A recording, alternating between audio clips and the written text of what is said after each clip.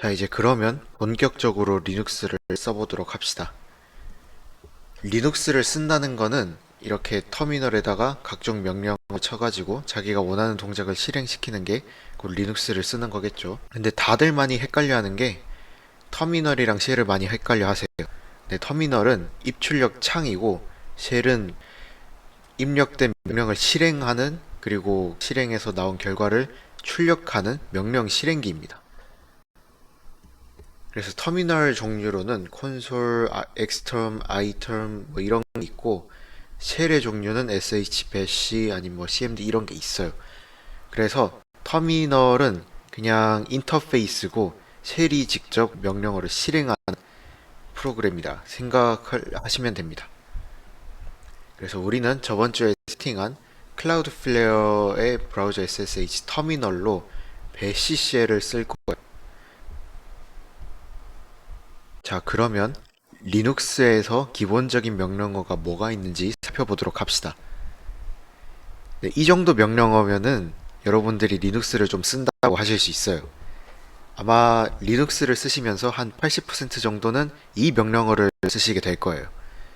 이게 지금 당장에는 많아 보이지만 이게 쓰다 보면은 외워지기도 하고, 그리고 이게 명령어를 배울 때 이제 중요한 게 이걸 암기하려고 하시면 절대 안 됩니다. 이거 애초에 복잡한 명령어들은 그냥 다 GPT가 해줄 거고 사실 다 물어볼 거 아니에요. 그쵸?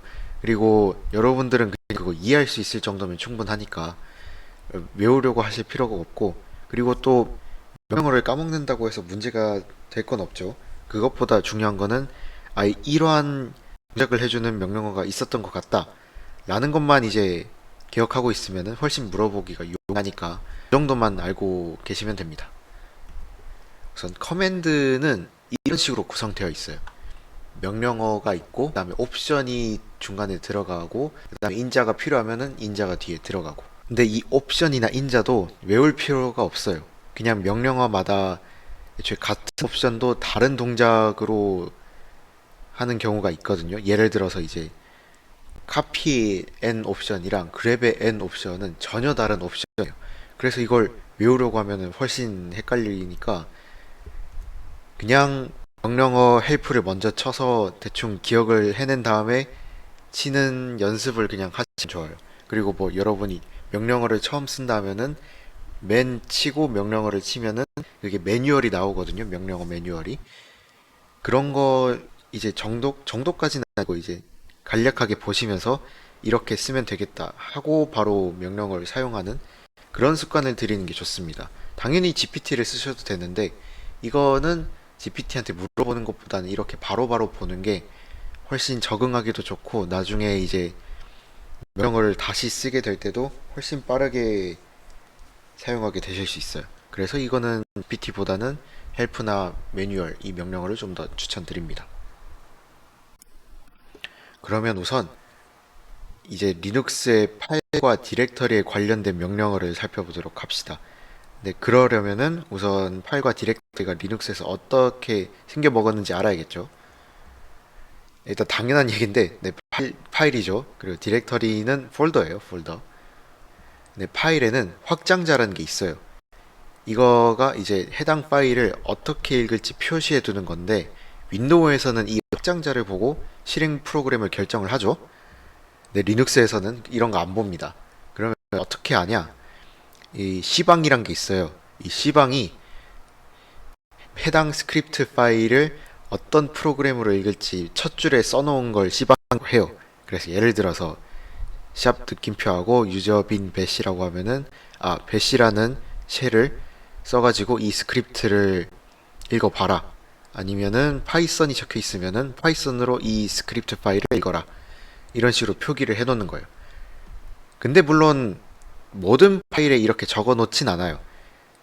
그 컴퓨터가 읽을 수 있는 바이너리 파일에는 컴퓨터가 읽을 수 있으니까 애초에 그냥 바로 컴퓨터가 읽어서 실행을 시키면 되죠. 그러니까 이때는 C방은 필요가 없죠. 그 다음에 디렉터리 관련해서는 이제 우리가 폴더 탐색할 때, 디렉터리 탐색할 때 두 가지 방법이 있어요. 절대 경로를 쓰는 방법이랑 상대 경로를 쓰는 방법. 절대 경로는 이제 루트 디렉터리라고 윈도우로 따지면 C 드라이브 같은 존재인 가장 최상위 디렉터리부터 쭉 원하는 경로까지 다 적어내는 게 절대 경로 방법이고, 상대 경로는 현재 위치에서 내가 원하는 파일의 위치를 이제 쭉 적어내는 경로를 상대 경로라고 합니다. 그래서 여기서 보면은 이제 슬래시부터 결국 루트부터 시작하는 게 절대 경로고, 점부터 시작하는 게 이제 현재 디렉터리부터 시작하는 게 상대 경로. 상대 경로를 쓸 때 점 하나는 현재 디렉터리를 뜻하고 점 두 개는 상위 디렉터리를 뜻합니다. 또는 이 상위 디렉터리를 부모 디렉터리라고 부르기도 해요. 그리고 서버에 접속하면 우리가 홈 디렉터리에서 시작을 해요. 이 홈 디렉터리는 보통 홈 디렉터리 안에 유저명 디렉터리가 따로 준비가 되어 있어요. 근데 이거를 이제 터미널에서는 보통 그냥 물결표로 홈 디렉터리를 나타내요. 그래서 여러분이 홈 디렉터리에 접근하고 싶다면은 저렇게 절대 경로를 써도 되지만 그냥 보통은 물결표로 이제 표시를 해놓죠. 그리고 파일 종류에는 링크라는 것도 있어요. 근데 이 링크는 그냥 우리가 아는 바로가기랑 비슷한 존재예요. 사실 좀 더 파고들면은 이제 심볼릭 링크 아니면 하드 링크 해가지고 우리가 아는 바로가기 같은 존재는 좀 더 심볼릭 링크에 가깝긴 한데, 이거는 그냥 궁금하시면 찾아보시면 되고, 그리고 그 외에 장치 아니면 파이프, 소켓 이런 것들도 리눅스에서는 그냥 파일이라 치고 그냥 다뤄요. 그리고 사실 디렉터리도 큰 의미에서는 파일이라 치고 다루긴 해요. 여기에 대한 설명도 여기에 대한 상세한 설명도 궁금하시면 직접 찾아보시면 됩니다. 아니면 물어보시면 제가 답은 해드릴게요. 그리고 리눅스에는 권한이란 게 있어요. 이 권한이 결국 누가 파일을 읽고 쓰고 실행할 수 있는지 정해놓은 거라 보시면 돼요. 이게 사실 윈도우에 있는데 다들 잘 모르죠. 이게 다 알아서 해주기 때문에 그래서 관리할 필요가 없으니까 그냥 다들 모르는데, 리눅스는 이제 우리가 다 관리를 해야 되기 때문에 이런 걸 잘 알아야 돼요. 그래서 리눅스에서는 권한을 어떻게 표현하냐, 이 총 4가지로 나눠서 표현을 하는데, 우선 파일 형태 하나로 딱 표현을 하고, 그 다음에 유저 권한, 그리고 그룹 권한, other 권한, 이렇게 3가지 나눠 권한을 표현을 합니다. 우선 유저는 파일 소유자의 권한을 뜻하고, 그 다음에 그룹 권한은 이 파일의 파일 그룹이란 걸 정할 수 있어요. 이 파일 그룹에 속한 유저들이 가지는 권한을 그룹 권한에 적어 놓을 수 있고, 그리고 이 앞에 유저랑 그룹에 속하지 않은 다른 모든 유저를 그냥 other 권한으로 표현을 해 놓습니다. 우선 파일 형태는 아까 말씀드렸듯이 그냥 일반 파일이나 디렉터리 아니면 링크 아니면 기타 등등 파일들의 형태를 표시하는 곳이에요. 그 다음에 나머지는 이제 권한이 RWX가 반복이 되죠. 그래서 R은 읽기, 그리고 W는 쓰기, 그리고 X는 실행. 예를 들어 프로그램이라면 프로그램 실행 권한이겠죠. 그리고 만약에 X 자리에 그냥 대시가 들어오면은 해당 권한이 없음을 뜻해요. 자, 그럼 예를 들어서 우리가 파일 하나를 한번 쭉 봤는데 이렇게 되어 있는 권한을 봤어요. RWX, R-X, R-, 이렇게. 그러면은 이 권한을 보려면은 우선 이렇게 4조각으로 나눠야겠죠. 나눠가지고 딱 보면은 우선 처음을 보니까 대시가 돼 있어요. 그럼 일반 파일이죠. 그 다음 두 번째를 보니까 RWX가 다 켜져 있어요. 그러면 이 파일 소유자는 그 읽고 쓰고 실행이 다 가능한 거죠. 다음을 보니까 R이랑 X만 켜져 있어요. 그러면 그룹은 읽고 실행만 가능하고 나머지는 읽기만 되겠죠. 근데 이렇게 보면은 좀 귀찮죠. 이 RWX, R 이렇게 적기 귀찮으니까 이게 사실 딱 상태가 2가지죠. R이 켜지고 꺼지고 그러면 곧 비트로 표현할 수가 있잖아요. 그래서 이 RWX 한 묶음을 그냥 총 3비트로 그냥 표현을 해서 3비트짜리 숫자 3개로 표현을 합니다. 그래서 우리가 아까 했던 권한을 숫자로 표현한다면 이렇게 쪼개가지고 RWX는 111, RCX는 101 이렇게 바꾸면은 이제 10진수로 표현하면은 754가 되겠죠.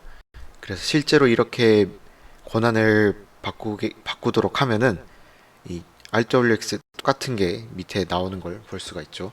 명령어에 많이 쓰긴 해요. 물론 이거를 이제 나 숫자 이거 계산하기 귀찮은데 하실 필요가 없어요. 저희도 계산해서 쓰는 게 아니라 그냥 이제 많이 쓰는 그 권한 양식들에 대응되는 숫자를 기억하고 있는 거예요. 그냥 뭐 75 아니면 700 이런 특정 권한 숫자들만 기억하고 그냥 쓰는 거지 이걸 막 실시간으로 숫자만 써야 되는 건 또 아니에요. 그래서 뭐 숫자 계산을 그렇게 걱정하진 않으셔도 돼요. 그리고 디렉터리에 대한 권한이 있는데 근데 이 디렉터리에 읽고 쓰고 실행 이게 좀 감이 안 오죠.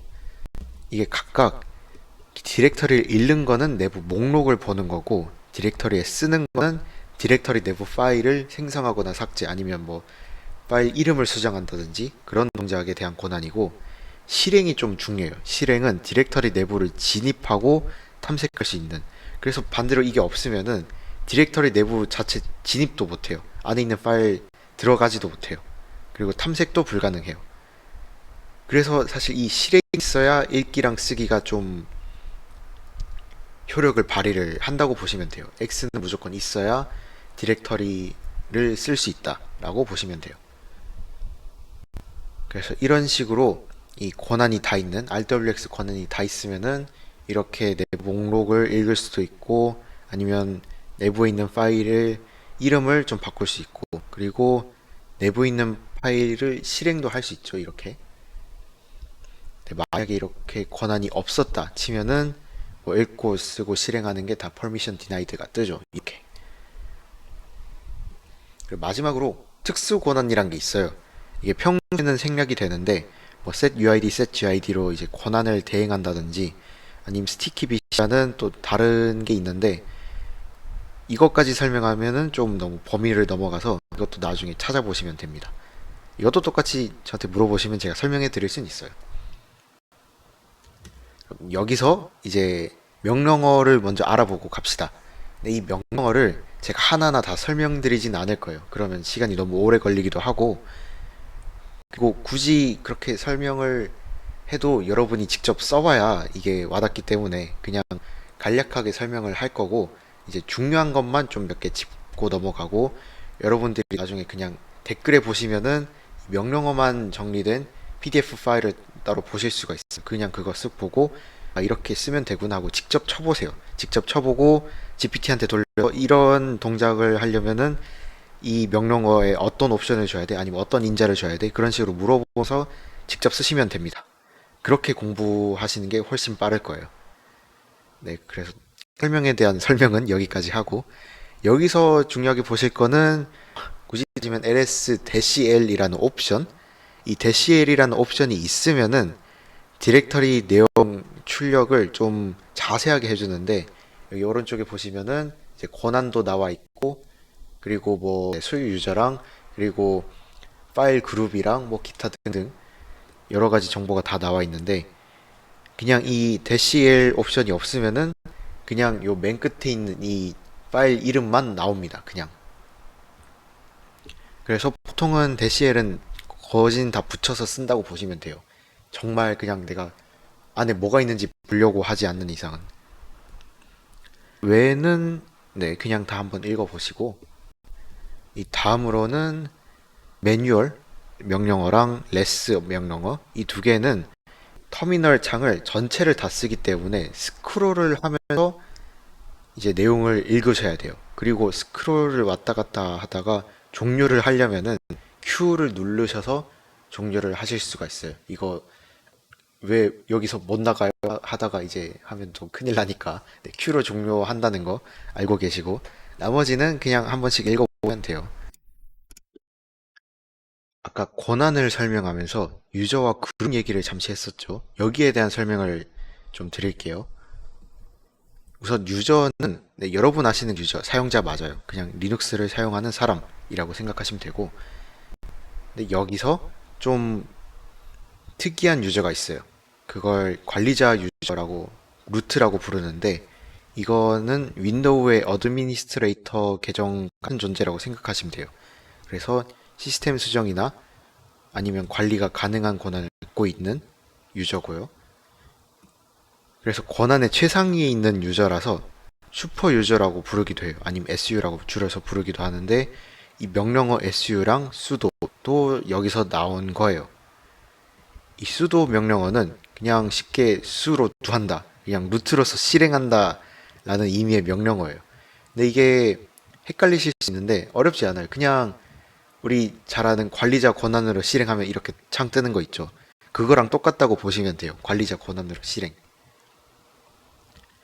그럼 유저는 알겠는데 그룹은 뭐냐? 유닉스가 원래 서버용 운영 체제였고, 그리고 리눅스가 곧 유닉스 계열이죠. 그러면 리눅스도 똑같이 서버용 운영 체제겠죠. 그러면 서버니까 사용자가 여러 명 있을 건데 이걸 관리하려면 좀 묶어서 관리하는 게 편하겠죠. 예를 들면은 게임 서버를 운영한다 칩시다. 그러면 이제 사용자도 여러 명 있을 거고 서버 개발하는 사람도 있을 거고 아예 서버를 관리하는 사람도 있겠죠. 그 이용자들을 다 그룹을 나눠가지고 관리를 한다면은 사용자들은 이제 내 정보만 볼 수 있게 읽고 쓸 수 있게만 하고, 개발자는 이제 코드를 읽고 쓰고 실행할 수 있게 만들고, 관리자는 아예 시스템 정보를 수정할 수 있게 이렇게 관리를 하면 훨씬 편하겠죠. 그래서 만들어 놓은 게 그룹입니다. 그럼 여기서 유저랑 그룹 관련된 명령어 알아보고 갑시다.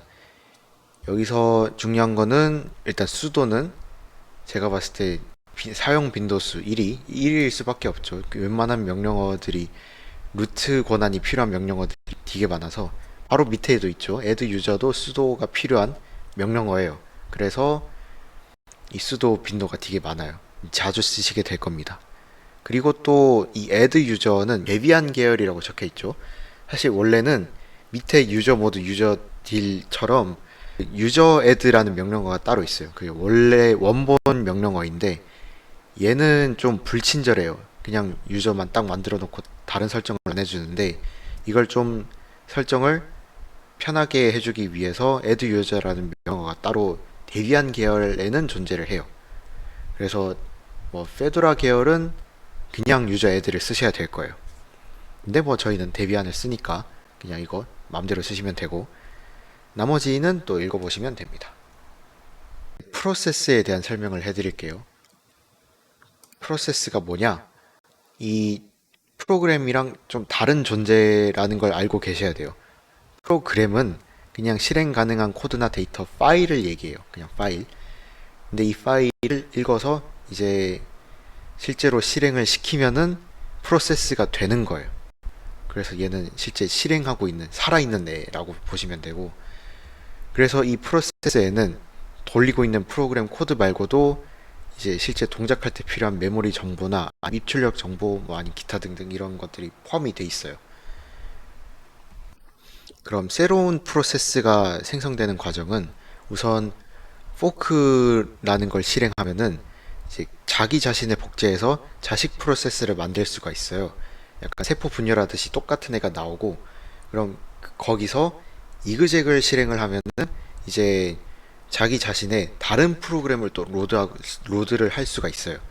그렇게 되면은 이제 새로운 프로세스가 만들어지고 거기에 새로운 프로그램을 실행을 시킬 수가 있는 거죠. 이 쉘이 이 명령어가 사실 프로그램이랑 똑같거든요.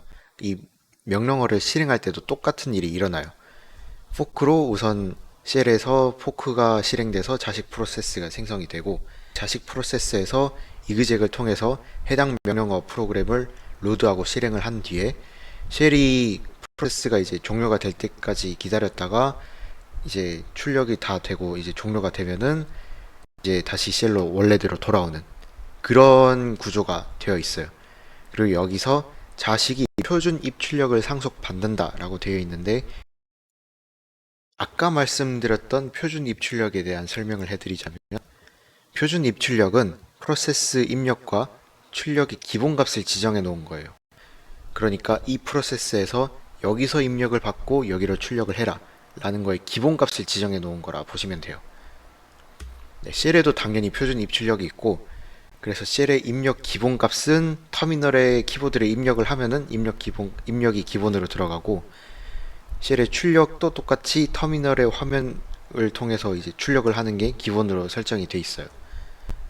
그래서 여러분이 궁금해 하셨을지 모르겠는데, 왜 내 파이썬 코드를 딱 실행하면은 내가 여기로 받아 아니면 여기로 출력해 설정도 안 했는데 이 터미널에서 입력을 받고 터미널로 출력이 되는지, 그게 이유가 쉘의 표준 입출력이 터미널의 키보드 입력과 출력으로 되어 있기 때문에, 그리고 아까 설명드렸듯이 자식 프로세스는 부모 프로세스의 표준 입출력을 상속받는다 했죠. 그러면은 이 쉘에 돌아가는 모든 프로그램도 기본적으로 표준 입출력은 다 쉘을 통해서 하게 돼 있는 거예요. 그래서 여러분이 파이썬을 돌려도 터미널에 입력을 주고 출력을 받을 수 있는 거예요. 근데 그게 싫을 수도 있죠. 그쵸? 그냥 나 파일로 입력 출력하고 싶은데, 아니면은 이 출력을 다른 명령을 바로 집어넣고 싶은데 이거 어떻게 하면 될까 하면은 각각 리다이렉션이라는 걸 지정을 하거나 아니면 파이프를 통해서 하시면 돼요. 우선 리다이렉션이라고 하는 거는 이렇게 파일을 통해서 입력을 받는 것, 그리고 파일로 이제 이 명령어 실행 결과를 출력하는 것, 결국에는 이 표준 입출력을 새로 지정해 준다, 좀 덮어 씌운다 라고 보시면 돼요. 그래서 예를 들어서 나는 이 인풋 텍스트를 이 파이썬 코드에 집어넣고 그 다음에 아웃풋에다가 쓰겠다. 이걸 사실 파이썬 내부에서 뭐 파일 읽고 뭐 쓰고 하는 것도 되지만, 훨씬 더 간단하게 하면은 그냥 여기 파이썬 명령을 하면서 뒤에다가 왼쪽 꺽쇠를 하고 입력 파일을 적어 넣으면은 이 표준 입출력의 입력을 이 파일에서 받겠다가 지정이 되는 거고, 오른쪽 꺽쇠를 지정을 하면은 이제 표준 출력을 이 파일로 하겠다, 여기다가 너네가 써라 라고 지정을 해 놓는 거예요. 그래서 실제로 실행을 하면은 뭐 인풋이 자동으로 들어가고 출력도 그쪽으로 나가고 그런 식으로 지정이 돼요. 이 출력 지정에는 조금 더 여러 가지 옵션이 있는데, 뭐 파일을 이제 새로 쓰는 게 아니라 이어 붙이기를 원하면은 이제 꺽쇠를 2개 쓰면 되고, 아니면 에러만 따로 뽑아서 출력을 하고 싶으면은 그냥 2 하고 꺽쇠를 하면은 에러만 또 다른 파일에 지정해서 출력을 할 수 있고, 이거 외에도 여러 가지 옵션이 있으니까 찾아보시면 돼요, 요거는. 그리고 파이프라는 것도 존재를 하는데, 우리가 명령어를 이제 연달아서 쓸 일이 생각보다 많은데, 연달아서 쓸 때 출력을 중간에 뭐 파일에다가 저장했던지 아니면 적어도 내가 그냥 드래그해서 카피해놓고 그 다음에 다시 집어넣고 하기가 되게 귀찮잖아요. 그래서 그냥 이 이전 명령어의 출력을 다음 명령어 입력으로 집어넣는 방법을 만들어 놨는데, 그걸 파이프라고 해요. 예제에서 보이다시피 add.py에다가 2를 집어넣으면은 5가 나오고, 5가 그대로 다시 다음 파이썬 코드에 들어가서 5에다가 곱하기를 해서 10이 나오고, 이런 식으로 사용을 할 수가 있어요. 프로세스 관련된 명령어를 알아보고 갑시다. 여기서 중요한 거는 맨 마지막에 이 커맨드 뒤에 end 표시를 붙이면은 백그라운드로 실행한다. 그래서 예를 들어서 sl이라는 명령어를 실행을 할 때 뒤에 end를 붙이면은 이제 저런 식으로 그냥 관련된 정보만 나오고 백그라운드로 알아서 실행이 돼요. 나머지는 읽어보시고. 그리고 또 입출력 관련된 명령어도 좀 있는데, 여기 있는 명령어들은 출력을 다시 정제해서 다시 입력으로 집어 넣어주는 뭐 그런 역할들을 하는 친구들이에요. 그래서 이 명령어를 단독으로 쓸 일은 거의 없고, 리다이렉션이나 파이프 같은 것들을 같이 사용하는 일이 빈번해요. 여기서도 보면은 웬만하면 다 파이프나 리다이렉션을 쓰죠. 이런 식으로 대부분 쓴다고 보시면 돼요. 다음으로 이제 패키지 관리. 패키지가 결국에는 프로그램이죠. 네, 이 패키지 관리 툴, 데비안에선 APT죠. 이 패키지라는 걸 관리할 때 중요한 게 의존성이란 게 존재해요. 뭐 특정 라이브러리를 쓴다든지 아니면 프레임워크를 쓴다든지 아무튼 이 프로그램이 저 프로그램을 필요로 해 라는 의존성이 보통 존재를 하는데 윈도우는 이거를 각 프로그램이 알아서 설치하게 만들어요. 그래서 이 내가 만약에 게임을 딱 만들었을 때 그럼 게임 엔진에 관한 툴도 윈도우에서는 내부적으로 게임에 포함이 되게 그냥 만들어 놓죠. 반대로 리눅스에서는 필요한 라이브러리나 아니면 패키지를 APT가 따로 관리를 해줍니다. 그래서 내가 프로그램을 설치할 때 이 패키지나 라이브러리가 필요해 하면 APT가 이거 있으니까 이거 쓰면 돼 하고 자동으로 알아서 관리를 해줘요. 그러면 장단점이 알아서 보이죠. 윈도우는 이 서로 그 쓰는 그 공유해서 쓰는 거 없이 그냥 거진다 개개인이 다 설치를 각 프로그램이 다 설치를 하니까 사이즈가 일단 커지겠죠. 사이즈도 커지고 그리고 불필요하게 반복되는 그 프로그램들이 훨씬 많겠죠. 반대로 리눅스는 이게 서로 다 공유를 하니까 훨씬 더 사이즈가 적고 관리도 훨씬 편하게 할 수 있는 거죠. 패키지 관리 명령어는 그냥 읽어보시면 되고 공통점으로는 이제 sudo를 써야 된다. 이건 전체 시스템에 영향을 끼치는 프로그램을 설치하는 거니까. 그리고 실제로 윈도우에서도 프로그램 설치할 때 보면 다 관리자 권한으로 설치를 하잖아요. 그거랑 똑같이 생각하시면 돼요. 여기서도 똑같이 패키지 설치할 때 관리자 권한 필요하다. 알고 계시면 되고, 네, 읽어보시면 됩니다. 자, 이제 마지막으로 텍스트 에디터에 대한 설명을 드릴 거예요. 텍스트 에디터는 보통 나노랑 빔 이 두 가지로 나뉘는데 물론 하나가 더 있긴 한데 보통 이 두 가지를 써요. 두 개 중에 하나를 써요. 이걸 간단하게 비교해 드리면은 나노는 쓰기 쉽다. 빔은 강력하다.